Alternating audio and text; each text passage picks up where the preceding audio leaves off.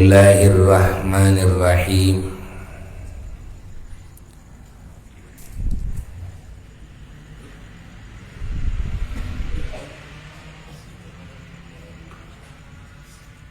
Alhamdulillahi rabbil alamin.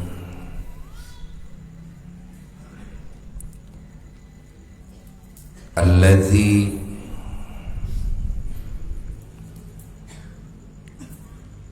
khalaqa nura nabiyhi sayyidina wa maulana Muhammad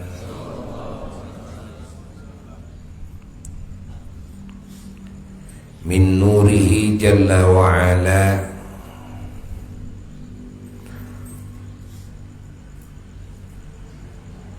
qabla khalqil makhluqati kulliha thumma khalaqa jalla wa ala min nuri habibihil mustafa sayyidina wa maulana Muhammad jami'al makhluqati khalqan ba'da khalqin fima hadatha wa ma taqadam.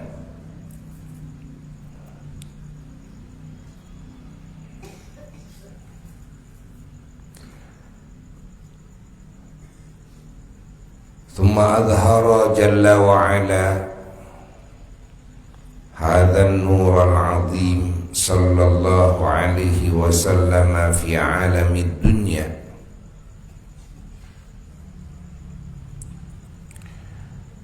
mu'azzaman mukarraman mutahharan munawwaran mu'attaran mashhuran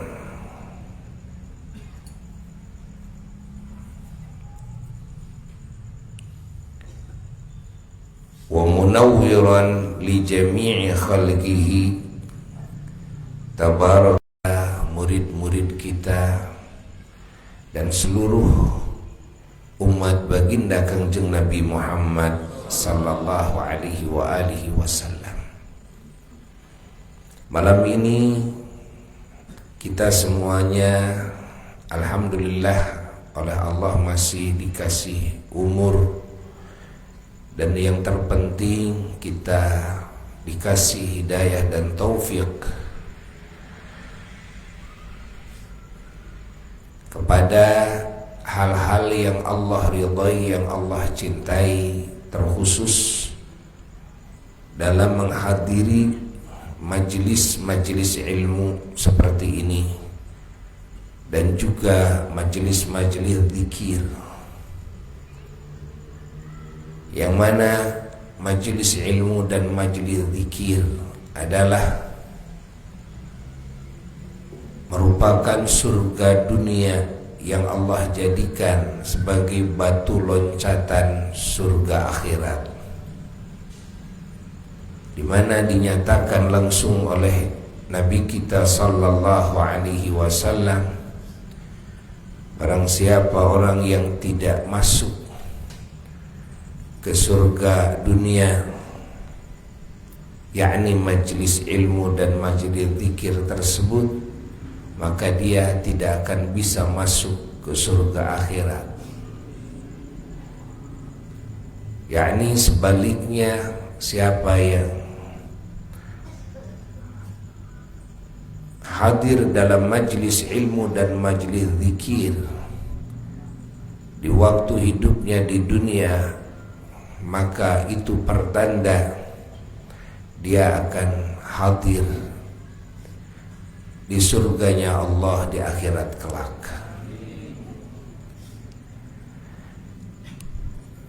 Para jamaah yang mulia,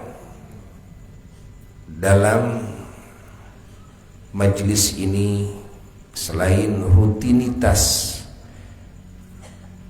kita mengkaji ilmu, berzikir bersama, bersalawat salam dan memuji kepada Nabi kita Sayyiduna wa Maulana Muhammad sallallahu alaihi wa alihi wasallam, Abu yang mengajak, mari kita niatkan bersama-sama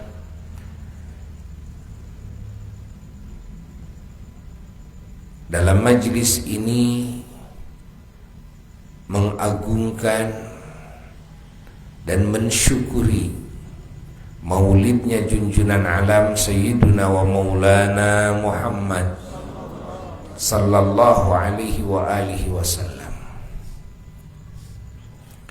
Mengingat betapa hebatnya anugerah yang Allah anugerahkan kepada kita melalui wujudnya Nabi kita Sayyiduna wa Maulana Muhammad sallallahu alaihi wa alihi wasallam.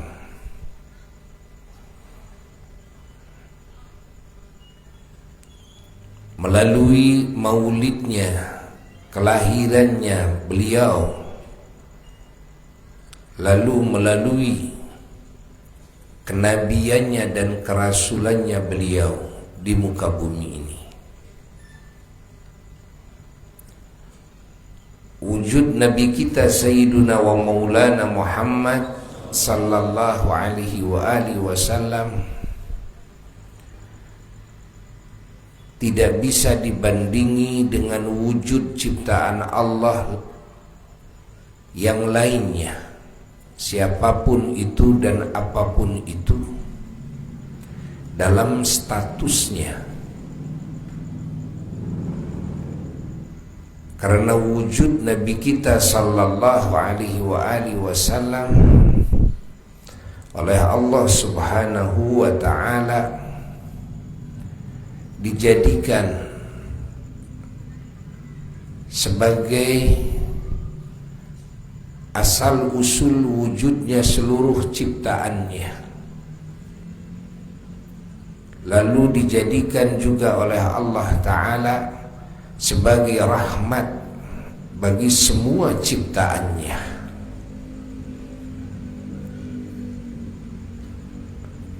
Terkhusus bagi manusia dan bangsa jin yang beriman,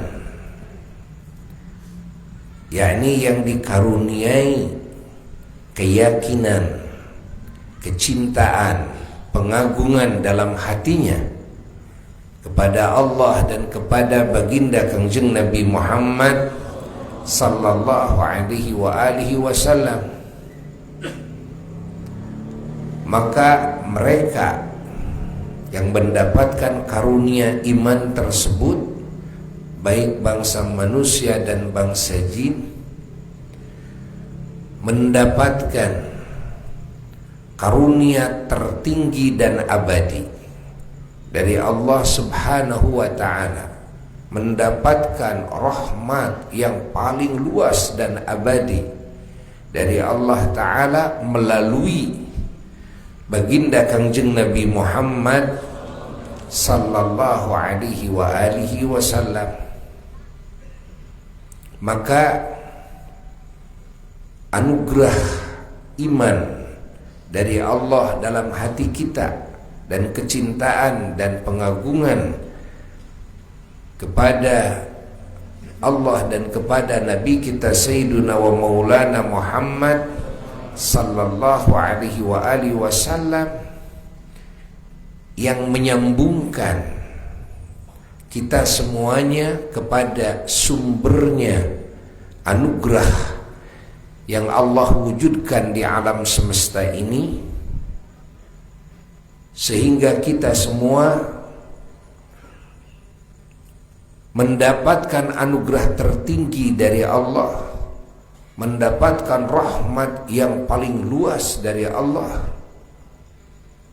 dibanding ciptaan Allah lainnya, di mana ciptaan Allah lainnya diberi anugerah oleh Allah Subhanahu wa ta'ala namun terbatas. Ada yang diberi oleh Allah anugerah yang abadi, yaitu bangsa manusia dan bangsa jin, yang dianugerahi iman oleh Allah Jalla Jalaluhu wahdah, namun tidak dijadikan umat daripada umat Nabi akhir zaman Sayyiduna wa Maulana Muhammad sallallahu alaihi wa alihi wasallam, maka mereka semua mendapatkan anugerah yang abadi melalui para rasulnya masing-masing. Namun ini tidak bisa disamakan dengan hebatnya anugerah yang Allah anugerahkan kepada umat Nabi akhir zaman yang beriman kepada baginda Kangjeng Nabi Muhammad sallallahu alaihi wa alihi wasallam. Mereka mendapatkan anugerah terbanyak. Mereka mendapatkan rahmat keberkahan terbanyak. Mereka mendapatkan derajat yang tertinggi di sisi Allah Jalla Jalaluhu wahdah dan di mata seluruh makhluknya Allah Jalla Jalaluhu wahdah. Para ulama banyak yang mencatat tentang keistimewaan anugerah yang Allah anugerahkan kepada umat Kangjeng Nabi Muhammad sallallahu alaihi wa alihi wasallam. Di antaranya gurunda Sayyidi wa murabbi ruhi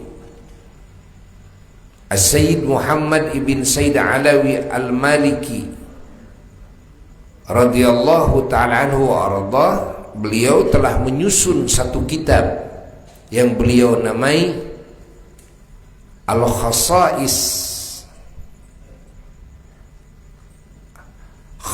Al-Ummatil Muhammadiyah, Khasa'is Al-Ummatil Muhammadiyah, yaitu keistimewaan yang Allah anugerahkan khusus kepada umatnya Kangjeng Nabi Muhammad sallallahu alaihi wa alihi wasallam. Di antaranya bahwa umat Kangjeng Nabi Muhammad sallallahu alaihi wa alihi wasallam oleh Allah Subhanahu wa taala dijadikan ummatun marhumah, umat yang penuh kasih sayang, yang disayang oleh Allah Jalla Jalaluhu wahdah, melebihi sayangnya Allah kepada umat para rasul terdahulu. Di antaranya juga bahwa umat Kangjeng Nabi Muhammad sallallahu alaihi wa alihi wasallam oleh Allah kelak yaumul qiyamah dijadikan saksi bagi seluruh para rasul dan para nabi terdahulu dan bagi umatnya masing-masing. Sementara yang menjadi saksi bagi umat Nabi Muhammad sallallahu alaihi wasallam adalah Nabi Muhammad sendiri. Allahumma salli wa sallim wa barik alaihi wa ala alihi wa sahbihi. Dan umat Kangjeng Nabi Muhammad sallallahu alaihi wa alihi wasallam, salah satu keistimewaannya oleh Allah Subhanahu wa taala, semua amalnya yang kecil sekalipun, yang sedikit sekalipun, diganjar dengan ganjaran yang sangat hebat dari Allah Subhanahu wa ta'ala. Hatta hanya dalam hatinya saja ketika punya keinginan kepada satu kebaikan, yakni ingin berbuat satu kebaikan, baru ingin saja, sudah dicatat oleh Allah Subhanahu wa ta'ala sebagai kebaikan dan diganjar oleh Allah walaupun belum melakukannya. Dan ketika punya keinginan berbuat maksiat dalam hatinya, jika tidak melakukannya maka tidak dicatat sebagai maksiat, dan lebihnya kalau tidak melakukannya diganjar pula oleh Allah Subhanahu wa ta'ala. Ketika dalam hati punya keinginan maksiat, lalu saya nggak jadi, itu kan, itu udah dapat pahala lagi. Allah, ini keistimewaan yang luar biasa. Allah. Dan perlu diketahui, kalau umat para rasul terdahulu, jika di malam harinya berbuat dosa, itu di pagi harinya terpampang ada tulisan di pintu rumahnya, ini si fulan melakukan dosa ini. Sehingga setiap orang yang lewat pasti mengetahui ini sahibul bait ini tadi malam melakukan ini. Ini terjadi di zaman dahulu seperti itu. Berbeda dengan bagi umat Kanjeng Nabi Muhammad sallallahu alaihi wasallam, melakukan dosa apapun, sebesar dan sebanyak apapun, selama dirinya tidak mempublikasikan dosa tersebut kepada yang lain, maka Allah tidak mengungkapnya, Allah tidak mempublikasikannya pula. Bahkan orang yang merahasiakan dosanya ketika dalam hidupnya di dunia, oleh Allah tidak akan dipertontonkan kelak yaumul qiyamah kepada yang lainnya. Urusannya antara dia dengan Allah saja. Berbeda dengan umat rasul-rasul lain, sekecil apapun dosa yang dilakukan oleh mereka, di dunianya langsung diketahui karena terpampang ada tulisan di pintu rumahnya si anu melakukan anu. Sebelum di akhirat orang semua sudah tahu kepada dosa-dosanya. Allah, fahami oleh kita semuanya. Maka kita semuanya mengetahui kepada kesalahan-kesalahan besar yang dilakukan oleh umat rasul-rasul terdahulu di dalam Al-Quranul Karim. Masya Allah, Allah sendiri yang mengungkap dosa-dosa mereka. Jadi kita tahu dosa-dosa mereka, kita tahu kezaliman mereka, kita tahu kejahatan mereka melalui apa? Melalui firman Allah, wahyu Allah yang diabadikan dalam Al-Quranul Karim. Sehingga mereka tidak bisa mengelak ketika mau menutupi kesalahannya, karena kita tahu melalui kabar Allah Jalla Jalaluhu wahdah yang pasti. Ini keistimewaan, ya. Lalu ada lagi keistimewaan yang Allah berikan kepada umat Nabi Muhammad sallallahu alaihi wa alihi wasallam, bahwa umat Nabi Muhammad sallallahu alaihi wa alihi wasallam akan dimasukkan ke surganya Allah semuanya. Masya Allah. Di antaranya bahwa sebahagian ada yang masuk surga wasilah kesolehan mereka,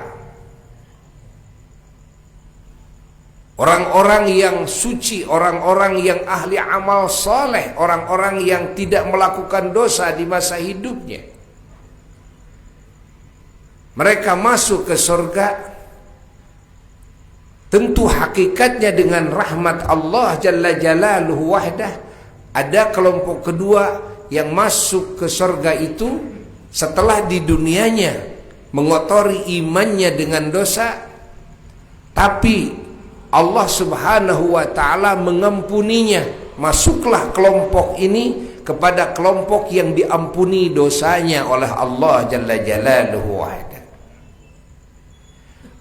Ada lagi yang masuk ke surga dengan syafaat nabinya, yakni dengan syafaat Kangjeng Nabi Muhammad sallallahu alaihi wasallam, padahal mereka di dunianya berlumuran dosa, tapi mereka masih bisa masuk ke surganya Allah dengan syafaatnya Sayyiduna wa Maulana Muhammad sallallahu alaihi wasallam, asal syarat ketika meninggal dunianya dalam keadaan beriman kepada Allah, dalam keadaan beriman kepada baginda Rasulullah sallallahu alaihi wa alihi wasallam. Dan keistimewaan lagi yang Allah khusus berikan kepada umat Nabi Muhammad sallallahu alaihi wasallam, diangkatnya kesulitan dari umat Kangjeng Nabi Muhammad sallallahu alaihi wa alihi wasallam dalam tuntutan Allah kepada umat Nabi Muhammad sallallahu alaihi wa alihi wasallam adalah di dalam beribadah kepada Allah. Oleh Allah dicabut kesulitannya. Ini berbeda dengan syariat dan cara beribadahnya umat para rasul terdahulu yang di dalamnya banyak kesulitan-kesulitan bagi umat para rasul terdahulu. Subhanallah. Maka di dalam beribadah kepada Allah Subhanahu wa ta'ala, dalam tuntutan Allah kepada kita, di dalamnya tidak ada kesulitan. Coba kalau kita diperintah sholat sambil berdiri, kalau kita tidak kuat bisa sambil duduk? Bisa. Kalau tidak kuat duduk bisa sambil berbaring? Bisa. Kalau tidak kuat berbaring bisa dengan isyarat wajah kita? Bisa. Kalau tidak kuat dengan wajah bisa isyarat dengan gerakan bola mata? Bisa. Kalau bola mata tidak bisa digerakkan lagi, bisa kita membayangkan dengan hati kita saja? Bisa. Subhanallah. Bayangkan itu. Ya. Lalu keistimewaannya lagi, di mana umat Rasul terdahulu kalau melakukan sholat itu harus di tempat ibadah yang khusus. Tidak bisa melakukan sholat di luar tempat ibadah itu. Sehingga kalau mereka bepergian kemana saja, walaupun bepergiannya bertahun-tahun, lalu tidak menemukan tempat ibadah yang khusus itu, maka mereka tidak bisa melakukan sholat. Ketika mereka kembali ke kampung halamannya, maka mereka harus mengulang, mengqadha sholat yang mereka tinggalkan, karena mereka tidak bisa melakukan di mana saja. Berbeda dengan syariat sholat yang Allah Ta'ala tetapkan kepada umat Kangjeng Nabi Muhammad SAW. Allah jadikan semua tanah yang ada di muka bumi ini sebagai tempat sujud, sehingga ya, di mana saja sholat sah. Ini sholat fardu, bukan sholat sunnah. Walaupun dalam syariat umat Nabi Muhammad SAW bahwasanya seafdal-afdalnya tempat untuk sholat fardu adalah masjid. Tapi jika sholatnya tidak di masjid, mau di gunung, mau di lapangan, mau di jalan, mau dimanapun, Masya Allah, itu tetap masih diterima oleh Allah dan disahkan oleh Allah Jalla Jalaluhu wahda. Ini luar biasa, ya. Ini luar biasa. Bahkan sampai-sampai kalau sholatnya di tempat yang dijadikan tempat lalu lalang oleh umum, lalu di situ ada najis, Walaupun najisnya najis mughalladhah, masih tetap diampuni oleh Allah Subhanahu wa taala jika umat Nabi Muhammad sallallahu alaihi wasallam salat di tempat umum tersebut walaupun tanpa alas.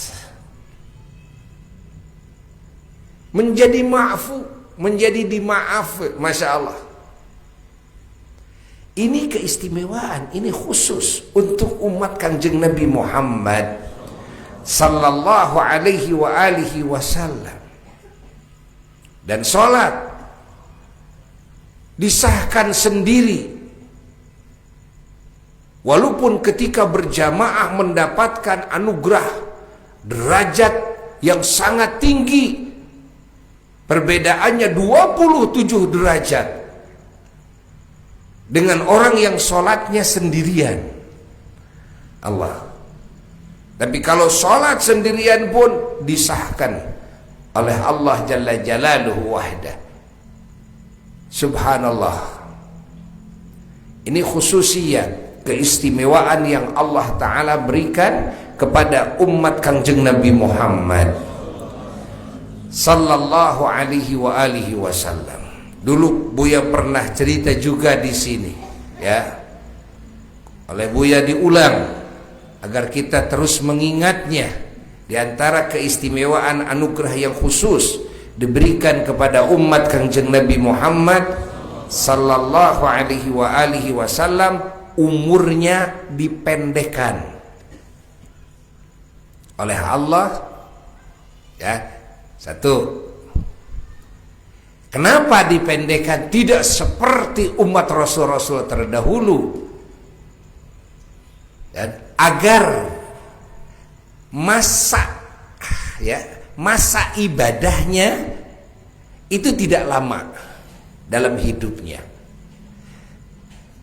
Terus kalau tidak lama kan sedikit amalnya, sementara umat Rasul terdahulu ada yang ribuan tahun, berarti lebih banyak dong ibadahnya, lalu lebih banyak juga ganjarannya kelak. Justru itulah kehebatan, kekhususiatan, keistimewaan yang Allah anugerahkan kepada umat Nabi Muhammad SAW dengan umur yang pendek, lalu dengan amal yang sedikit sesuai dengan masa hidupnya yang pendek, namun Allah berikan ganjaran yang jauh melebihi, Masya Allah, ganjaran yang Allah anugerahkan kepada mereka.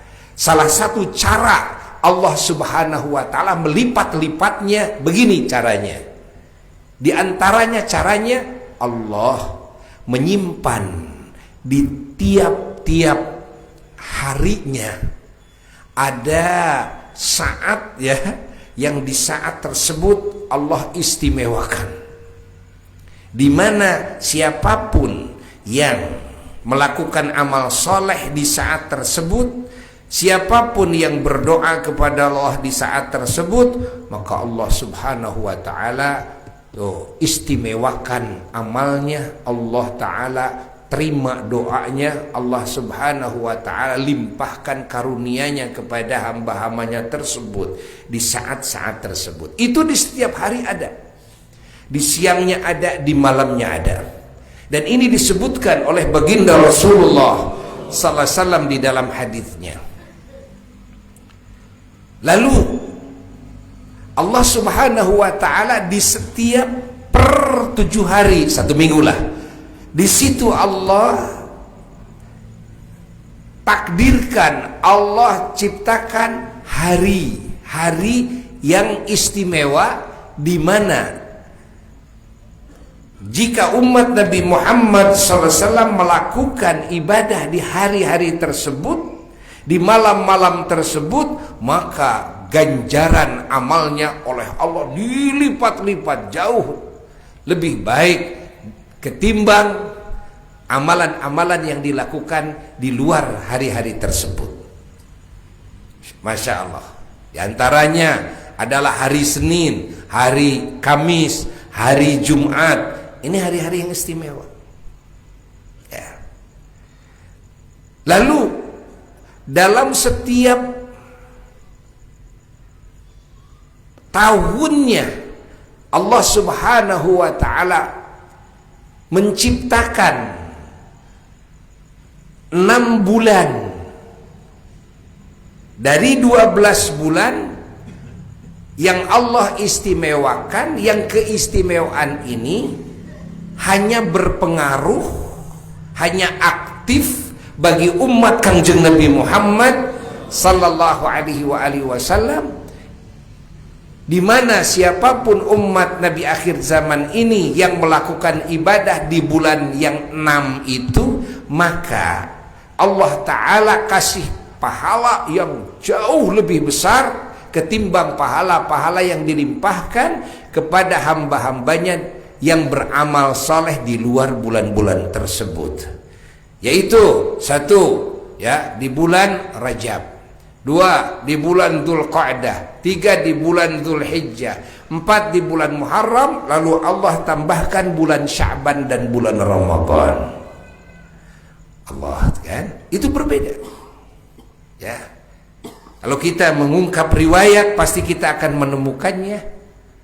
Nah, bahkan di bulan Ramadan pun di situ ada hari yang lebih istimewa lagi, ada malam yang lebih istimewa lagi, yaitu 10 hari yang akhir. Dan di bulan Ramadan itu pun juga Allah jadikan 1 malam teristimewa lagi yang disebut dengan Lailatul Qadar, di mana jika beramal saleh di malam tersebut maka Allah ganjar yang ganjarannya lebih banyak, lebih baik, Masya Allah, jika dibanding dengan ganjaran amal saleh yang dilakukan oleh hamba yang beriman selama 1000 bulan, selama 1000 bulan yang tidak ada Lailatul Qadarnya di situ. Allah, ini yang dimaksud dengan khairun min alfi syahrin. Lalu dalam hadis disebutkan lagi di bulan Dzulhijjah itu 1 bulan sudah agung, tapi ada 10 hari yang pertama yang paling istimewa khusus bagi umat Nabi Muhammad SAW.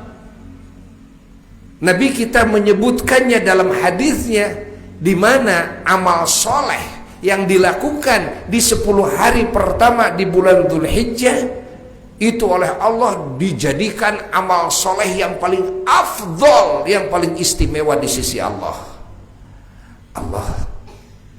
Banyak lagi seperti hari-hari yang agung, awal Rajab ya, ada di tengah Rajab, ada lagi tanggal 27 Rajab, ada lagi dalam nisfu Sya'ban, ada lagi hari Asyura, ada lagi hari Tarwiyah dan hari Arafah, ada lagi hari Idul Fitri, Idul Adha, ada lagi hari Tasyrik. Itu hari-hari yang lebih istimewa lagi. Masya Allah, tabarakallah. Keistimewaan waktu itu adalah untuk ya, menambah, Masya Allah, pahala-pahala dari Allah, anugerah-anugerah dari Allah, yang ini akan membedakan ya, antara anugerah yang Allah berikan kepada umat Nabi Muhammad SAW dan yang Allah berikan kepada umat para Rasul terdahulu. Catat oleh kita semuanya. Allahumma salli wa sallim wa barik alaihi wa ala alihi wa sahbihi. Lalu ada lagi adalah bahwa Allah Subhanahu wa ta'ala, cara Allah melipat-lipat ganjarannya kepada hambanya yang beramal saleh, Allah ciptakan bagi umat Nabi Muhammad SAW tempat-tempat yang mulia, seperti tanah haram Makkah, tanah haram Madinah, seperti Masjidil Haram, Masjid Nabawi dan Masjidil Aqsa, seperti masjid-masjid yang ada di muka bumi ini, Masya Allah, yang sangat banyak sekali. Ini untuk membedakan apa? Ya, membedakan ganjaran. Ya kan? Salatnya sama. ibadahnya sama, tapi ketika dilakukannya di tanah haram udah lain nilainya. Ketika dilakukannya di dalam Masjidil Haram, Masjid Nabawi, Masjidil Aqsa udah lain lagi. Ya. Kalau kita tidak bisa ke sana, di muka bumi ini ada yang bisa merubah pahala. Apa? Masjid. Ketika kita melakukan ibadahnya di masjid udah lain. Lalu cara Allah melipat-lipat ganjaran bagi umat baginda Rasulullah sallallahu alaihi wasallam, di antaranya ya, Allah Ta'ala memberikan konsep berjamaah. Bahwa konsep berjamaah dalam beramal soleh itu bisa merubah kualitas dan kuantitas pahala yang jauh lebih baik. Salat berjamaah, gitu kan?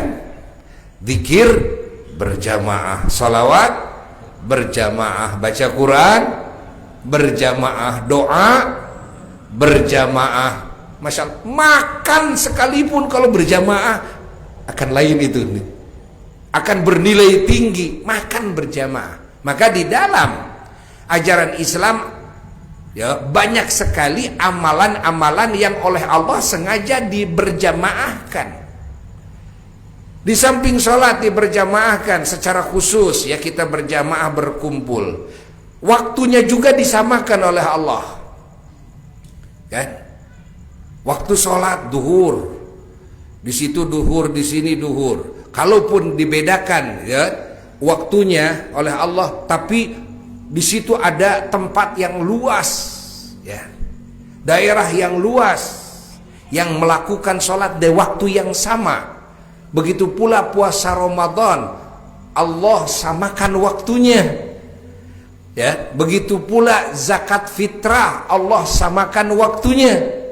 Begitu pula melakukan haji, Allah samakan waktunya, bahkan Allah samakan juga tempatnya. Untuk apa? Nah, ini konsep berjamaah yang Allah ciptakan, ya. Agar umatnya dalam ibadahnya itu berjamaah. Untuk apa? Hikmahnya Allah akan memberikan anugerah ganjaran yang jauh lebih besar. Dan sehingga umat Nabi Muhammad SAW walaupun umurnya pendek, gitu kan, amalnya sedikit tetap dibayar yang luar biasa bayarannya dari Allah Jalla Jalaluhu wahda. Buya telah cerita, ya. Di antaranya lagi apa yang menjadi sebab dilipat-lipat? Di antaranya lagi, ya, di antaranya nih, ya, yang jadi sebab dilipat-lipat adalah bagi laki-laki, ya, dalam sholat, jika sholat pakai sorban, ya, sorban ditaruh gitu, atau sempurnanya diimamahkan. Paling tidak ditaruh di pundak kita. Nah, nggak ada sorban, sarung ke, handuk ke, itu kan. Nah, itu bisa merubah nilai. Masya Allah, merubah nilai. Itu bisa merubah lebih baik daripada 70 rakaat. 2 rakaat yang memakai imamah, kata Kangjeng Nabi SAW, itu bisa membandingi 70 rakaat, ya, yang tidak pakai imamah. Lalu juga seperti ini bagi umum laki-laki dan perempuan mau melakukan sholat, zikir, baca Quran, wudu umpamanya, bersiwak dulu, ya. Itu bersiwak kelihatannya sepele, tapi itu merubah nilai pahala dari Allah Subhanahu wa taala. Catat itu, ya. Subhanallah, dengan berjamaah, ayat dengan memakai siwak, gitu kan? Dengan di antaranya lagi, ya. Di antaranya lagi, jika melakukan sesuatu amalan yang dimulai dengan salawat dan salam dan diakhiri dengan salawat dan salam kepada baginda Rasulullah SAW, itu lain barokahnya. Wah, luar biasa. Begitu pula ketika melakukan kebaikan dimulai dengan bismillahirrahmanirrahim, diakhiri dengan ucapan alhamdulillahirabbil alamin, itu pun juga bisa merubah nilai. Lalu jika melakukan amal soleh dengan cara punya wudhu, apalagi bisa mandi dulu, ya, itu akan merubah juga nilai amal tersebut sehingga pahalanya berubah menjadi lebih hebat. Kita zikir, baca Quran, sholawat, si A punya wudhu, si B tidak punya wudhu, beda. Walaupun bacaan Qurannya sama, walaupun jumlahnya sama, salawatnya sama, itu kan, tapi beda nilainya, beda pahalanya dari Allah. Itu bisa membedakan. Ketika kita berbuat kebaikan kepada sesama, di situ Allah Subhanahu wa taala juga menyiapkan anugerah bagi hamba-hambanya yang berbuat kebaikan kepada orang-orang tertentu. Contoh, berbuat kebaikan kepada binatang, kepada manusia yang tidak beriman sekalipun tetap akan dapat pahala dari Allah.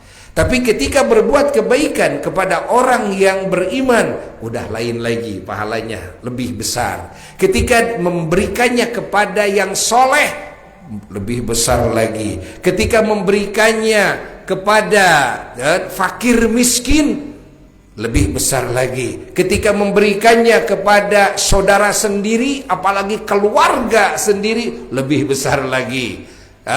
Kepada orang yang lebih dekat, tetangga yang lebih dekat, lebih besar lagi. Jika memberikannya kepada ulama, lebih besar lagi.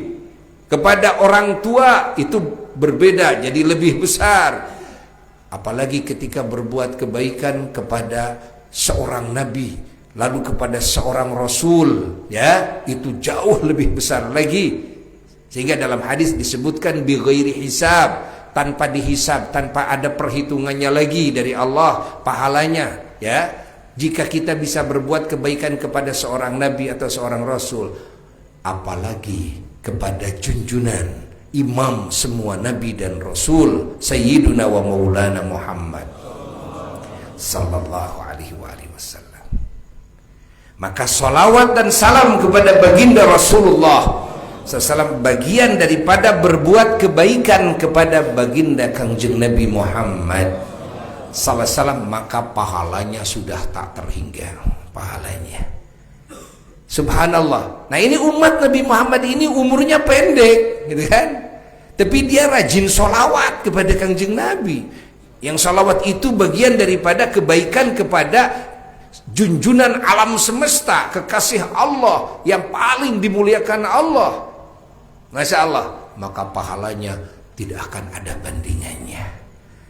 Masya Allah, maka jadilah kita menjadi ahli salawat salam kepada baginda Rasulullah sallallahu alaihi wasallam. Ini sebahagian dari keistimewaan yang Allah khusus berikan kepada umat Kangjeng Nabi Muhammad sallallahu alaihi wasallam. Lalu apa yang Allah berikan kepada umat Nabi Muhammad yang teristimewa lagi selanjutnya?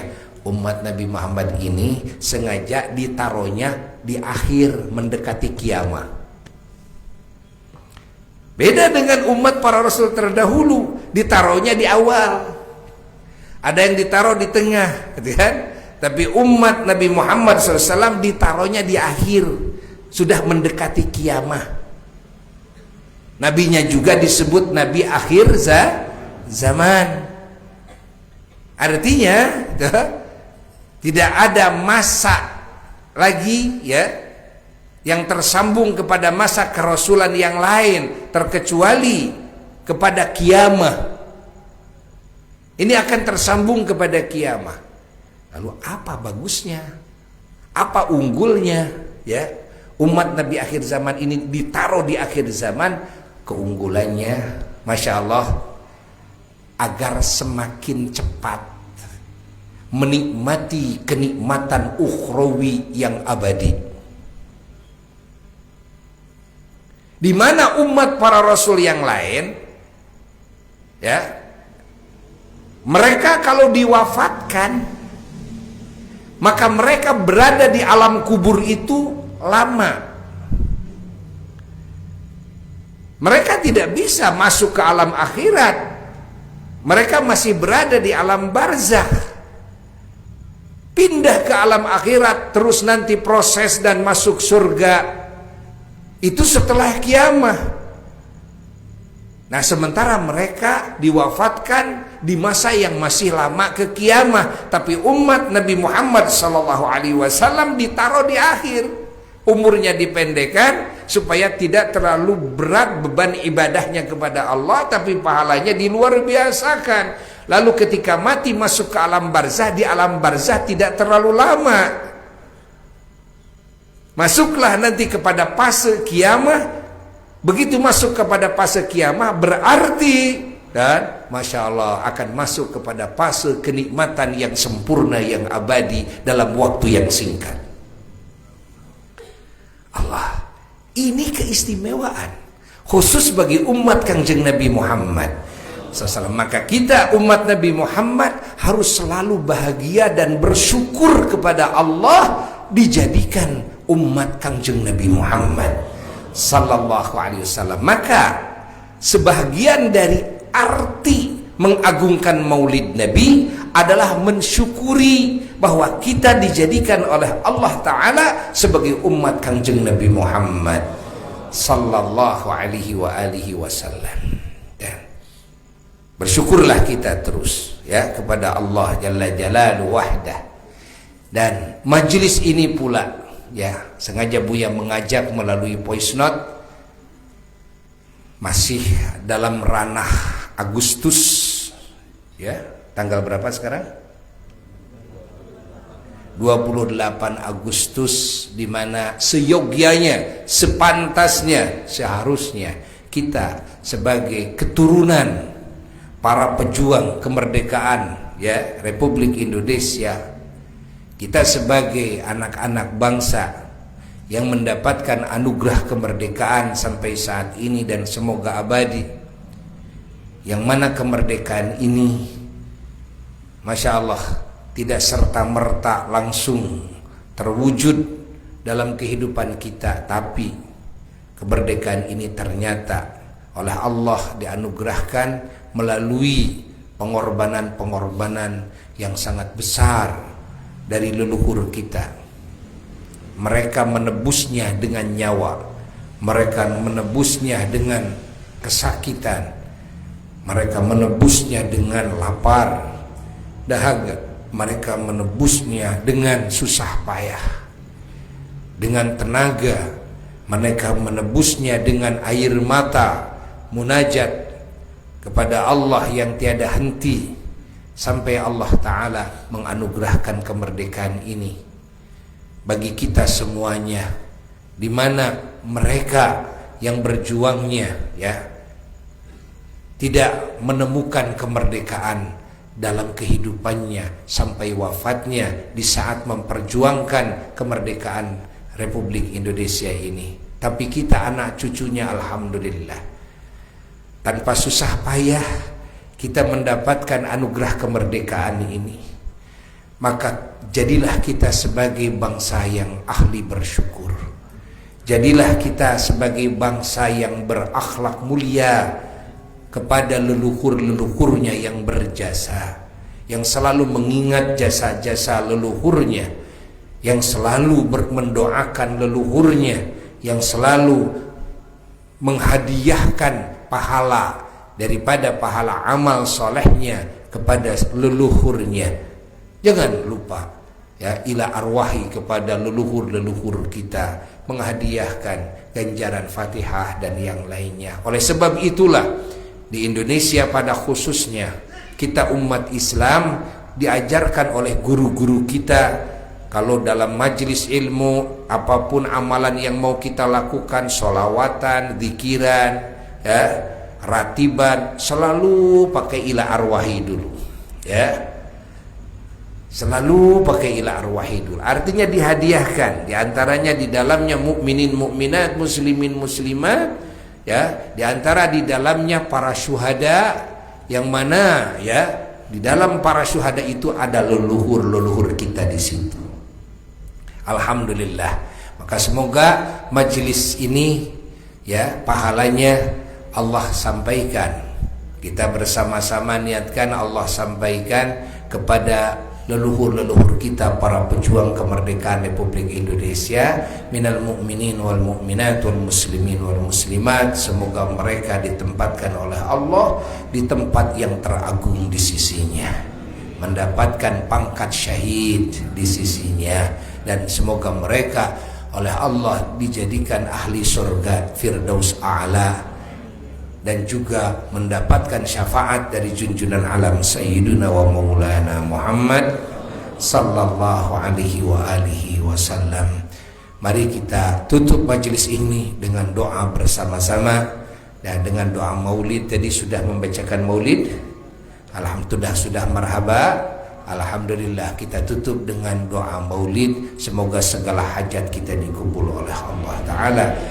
Amin ya rabbal alamin. Allahumma salli ala Sayyidina Muhammadin salatan tunjina biha min jami'il ahwal wal afat, wa taqdi lana biha jami'al hajat, wa tutahhiruna biha min jami'is sayyi'at, wa tarfa'una biha indaka ala darajat, wa tuballighuna biha aqsal ghayat min jami'il khairat fil hayat wa ba'dal mamat. وعلى آله وصحبه وسلم. اللهم إنا قد حضرنا قراءة مولد نبيك الكريم، فافض علينا ببركته لباس العز والتكريم، واسكننا بجواره في دار النعيم، ونعمنا في الجنة بالنعيم المقيم.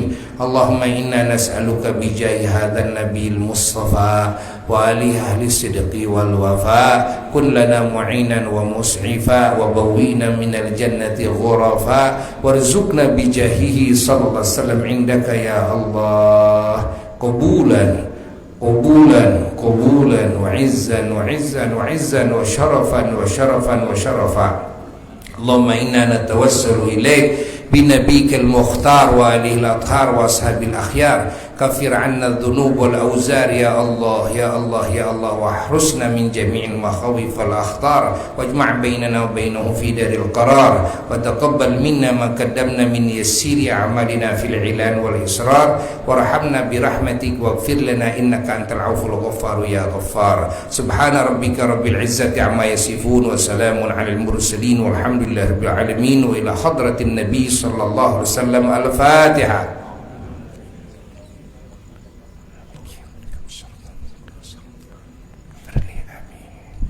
Kabul, kabul, kabul.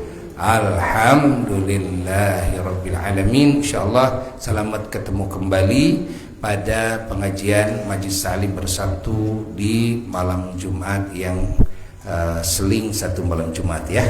Insyaallah kita bertemu lagi, dan Buya insyaallah akan hadir kembali bersama kalian semuanya. Dan sebelum mengakhiri dengan salam terakhir, Buya mengundang kepada seluruh umat Islam, terkhusus semua masyarakat Sumedang, khususnya lagi kepada semua ahli Majelis Ta'lim Bersatu ya, untuk menghadiri Maulid Akbar di Pondok Pesantren Asy-Syifa wal Mahmudiyah ya, di Simpang Pemulihan Sumedang pada tanggal 7 September hari Ahad pagi sampai zuhur ya, agar kompak semuanya untuk bisa hadir bersama-sama ya. Sekian, wassalamualaikum warahmatullahi wabarakatuh.